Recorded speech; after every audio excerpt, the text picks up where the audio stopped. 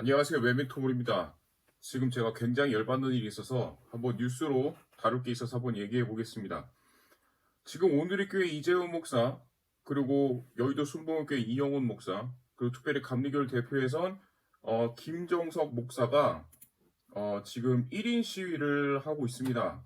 국회 앞에서 목회자 릴레이 1인 시위를 하고 있는데 차별금지법을 반대하는데 1인 시위를 하고 있는 겁니다. 이로써 모든 교단이 다 차별금지법에 대해서 반대하고 있다고 봐야 하는 거죠. 저도 차별금지법 이러한 행동을 하는 것을 나쁘게 보지는 않습니다.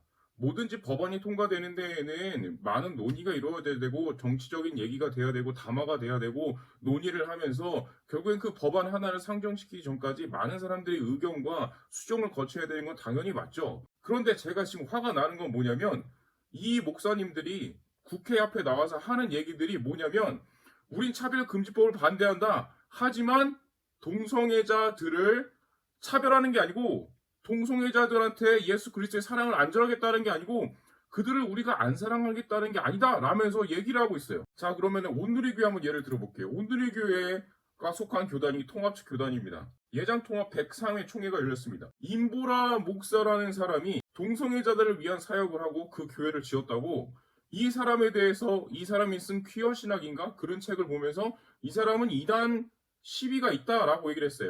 근데 솔직히 얘기하면 2단 시비가 아니고 통합 측에는 2단에 대한 규정이 3단계가 있는데 거의 마지막 단계에 걸쳐놨습니다. 거의 2단 수준이라고 판명을 한 거예요. 통합 측 목사는 말을 안 해. 임보라 목사는 기장 목사입니다. 여러분, 기장은 어떤 교단이에요? 기장이 2단이에요? 아닙니다. 기장은 장로교에서 3대 교단이라고 얘기할 정도로 진보적인 신앙을 하고 진보적인 목회를 하고 진보적인 마인드를 갖고 있는 교단인데 정통 교단이에요.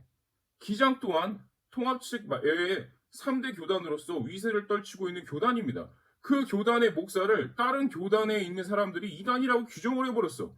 그러니까 기장 측 목사들이 빡이 쳤지. 기장 측 목사들이 뭐라 그랬게? 왜 내 새끼를 갖다가 이단으로 얘 뭐냐? 니들이 뭔데 이단몰이를 하냐? 니들 뭐야? 왜 우리 빼고 니들끼리 논의해? 라고 얘기를 하면서 항고를 했습니다. 근데 통합 측은 이에 대해서 입도 뻥끗 안 해요. 대책도 안 해요. 미안하다고도 안 합니다. 근데 너무 놀라운 건 뭔지 알아? 정광훈은 이단이 아니래. 뭔 이런 개소. 김정성 목사님께서 1인 시위를 하고 계십니다.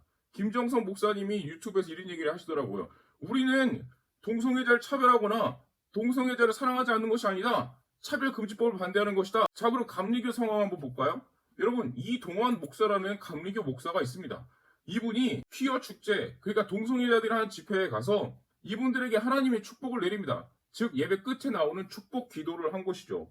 축복 기도를 했는데 이분이 감리교 재판에서 정직 2년을 당합니다. 여러분, 정직 2년을 당하는 건 현대시대에서는 형사재판에서 2년형을 받은 거랑 똑같은 겁니다. 내가 괘씸죄, 야 네가 보니까 괘씸하네? 야 우리 교단은 이런 식으로 논의를 정했는데 너 혼자 그렇게 튀어? 에라 모르겠다 딱 했으면 내 말을 안 해. 그거면 오히려 낫지. 여러분, 감리교가요 헌법에 동성애자들에게 동조하거나 함께 뭘 하거나 뭐를 같이 하거나 한 행위가 적발이 되면 그 사람은 헌법에 위반한다라는 법 조항을 만들었습니다. 법을 제정했어. 여러분, 이게 말이 됩니까? 아니, 차별하지 않는다. 동성애들도 살아간다며. 그런데 도대체 왜 법으로써 이걸 막아놓은 거야? 이거 완전히 바리새인 땀 후드러 까는 거라니까?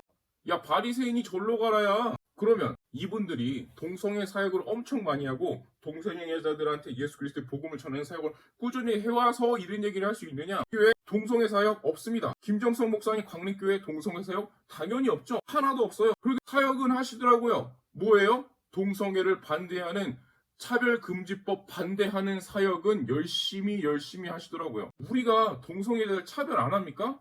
법적으로 차별하죠. 행동으로 차별 안 합니까? 행동으로 차별하잖아요. 그런데 사랑합니까?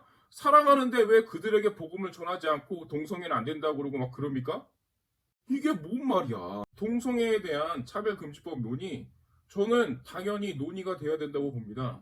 그러나 앞뒤로 말이 다른 행위를 하지 말라고, 이러한 사람들을 예수님께서 뭐라 했는지 아십니까? 이 회칠한 무덤들아. 여러분, 예부터 유대인들은 날씨가 건조한 사막지대에 살았기 때문에 누군가 죽으면 그 무덤을 어느 한 곳에 안치를 합니다.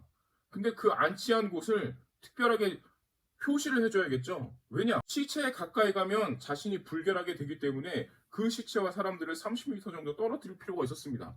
그래서 그 시체가 안치된 시체소는 그 건물은 회를 쳐서 회색으로 만들었습니다. 근데 밖에서 보면 회색이니까 굉장히 깨끗해 보이잖아. 근데 안에 들어가면 시체가 드글드글해.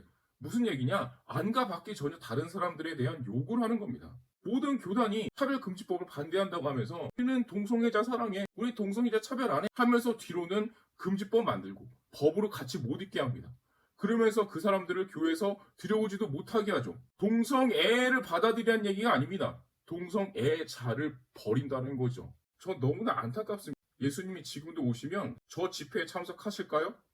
아니면 동성애자들이 있는 곳에 가서 그들에게 복음을 전하시고 말씀을 전하시고 밥을 같이 먹고 얘기를 들어주실까요? 너무 화가 나네요.